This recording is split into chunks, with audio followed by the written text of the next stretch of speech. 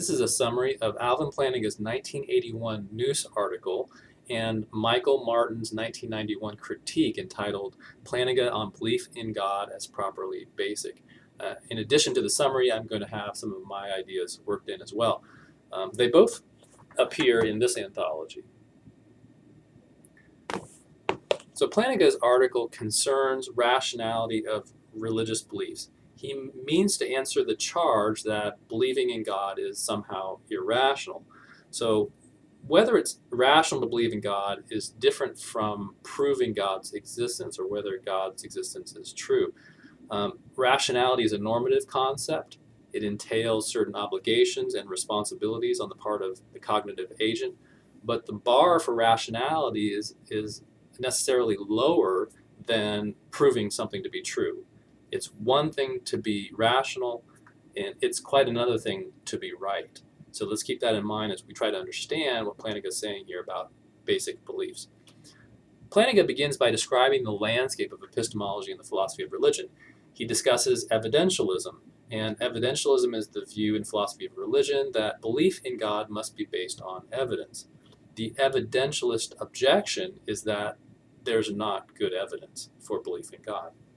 But Plantinga thinks that this assumes classical foundationalism. So classical foundationalism is the view that one's beliefs are supported by other beliefs. For the most part, there are a rare few types of beliefs like math and perception and memory that are foundational. They are not supported by additional or other beliefs. These types of beliefs are immediate or self-evident. And what Plantinga wants to say is that religious beliefs should be included in that set of basic beliefs. He says for some, belief in God might be the result or the conclusion of an argument based on evidence, but for most, belief in God is actually a basic belief. It's immediate. He says, quote, "There are many conditions and circumstances that call forth belief in God. Guilt, gratitude, danger, a sense of God's presence, a sense that he speaks, and a perception of various parts of the universe." So the evidentialist says that belief in God is guilty until proven innocent, but Plantinga would say that belief in God is innocent until proven guilty. Now, keep in mind, basic beliefs can be mistaken, according to Plantinga. Basic beliefs can be mistaken. You could believe, take a perceptual belief, for example. You could believe that you see a cat in the tree until I told you that I slipped you some drugs in your coffee. And then you might question what you're perceiving. Well, in the same way, religious beliefs could be wrong as well, as basic beliefs. You could grow up believing in certain things about God until you can't find later in life some evidence that challenges your beliefs about God, and then you'd rethink it. So it doesn't mean that those beliefs weren't basic to start with. It just means that basic beliefs can be challenged. Plantinga, in his article, considers two objections. First is the groundlessness objection, and second is the great pumpkin objection.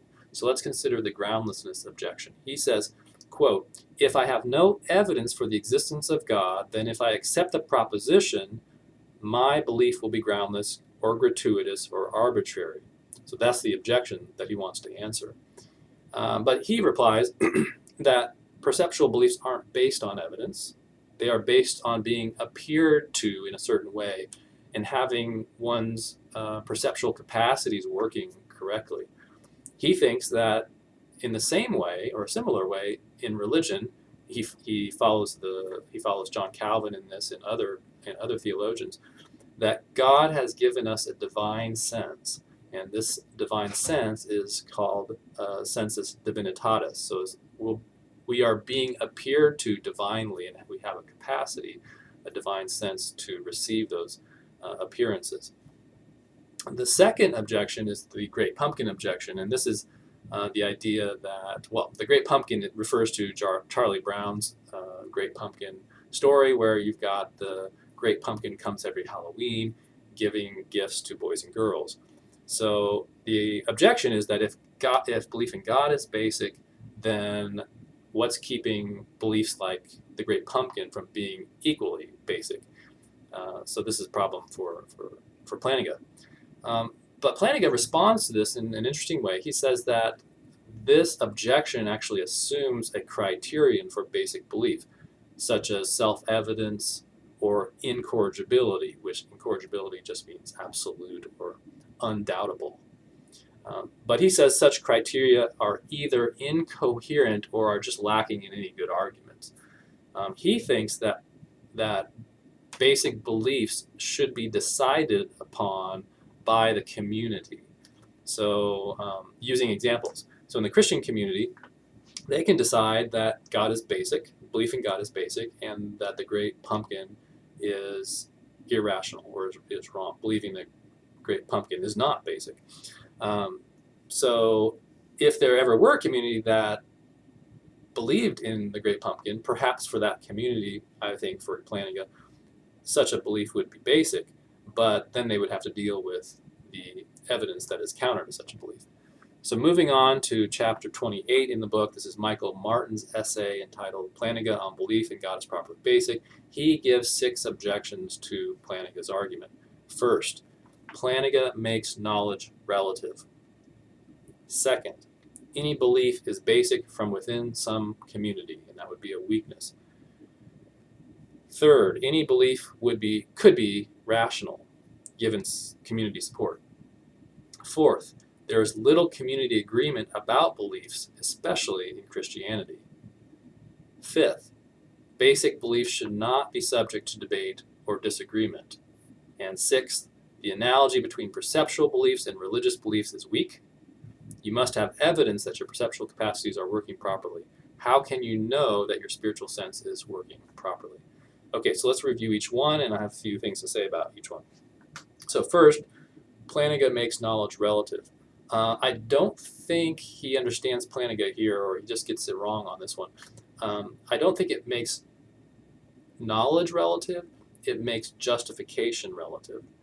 So somebody living in India might be justified in believing in reincarnation, whereas someone living in the U.S. might not be justified in believing that. Someone living in the U.S. might be justified in believing in Jesus. Again, Plantinga's theory is about rationality, not truth. Number 2, the objection is any belief is basic from within some community. And I think he's right on this. I think he understands Plantinga correctly on this one. But this doesn't seem like a weakness for Plantinga's argument. He's not claiming that any belief is true. He's claiming that any belief might be rational. So again, the difference between being rational about believing in God and proving God's existence or knowing God exists. Number 3, any belief could be rational given community support. And I think that's right. I think Martin understands Plantinga here. But again, I don't think this is necessarily a weakness for Plantinga's view. If we understand it in the way I mentioned above, it's about rationality, not about truth. Number 4, there is little community agreement about beliefs, especially in Christianity. And I think he's right here too. So Martin's right, and this raises an important question for Plantinga about the size of the community that one finds oneself in, the size of the community needed to support basic beliefs. Just because there are disagreements within Christianity doesn't mean that there aren't subcultures within Christianity that would be large enough to support a set of beliefs being basic. Consider certain denominations or even regions in the world where Christianity thrives.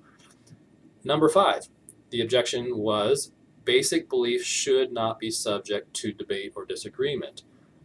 But it's not really clear why this should be so. I think Martin here is defending classical foundationalism, the view that there are only 2 or 3 kinds of beliefs that are basic, that is math, perception, and memory. And Plantinga's point is saying that these are too narrow. His argument is just that there are parallels or analogies between these basic beliefs, the beliefs of classical foundationalism, and religious belief. And if we accept even if we accept this criterion that Martin wants to put forth, that you have to have some sort of widespread agreement. This quote-unquote widespread could just be the boundaries of a particular community at a particular time. It's not clear why that wouldn't be a successful answer to Martin's objection. Number 6, the analogy between perceptual beliefs and religious beliefs is weak. You must have evidence that he says, you must have evidence that your perceptual capacities are working properly in order to be justified. So how can you know in terms of your spiritual senses that they're working properly in order to be justified? But I think Martin here misunderstands Plantinga's point of view, because Plantinga is an externalist with regards to justification. He's not an internalist.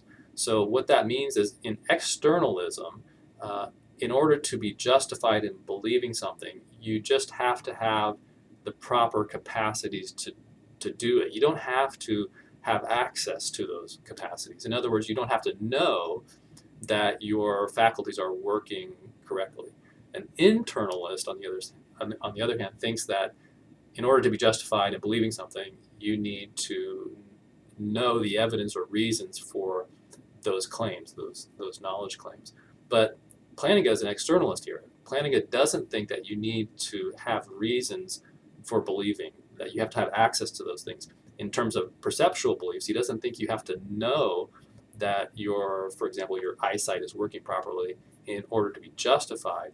It just has to be working properly in order for you to be justified, whether you have access to it or not. It's a different story. So as long as your cognitive, for Plantinga, as long as your cognitive faculties are functioning properly, whether you know it or not, then your beliefs are justified. And the same thing would go for your divine senses as well. So as long as those are working properly, then you are justified too. Okay, I hope that was helpful. And if it was, go ahead and leave a comment down below.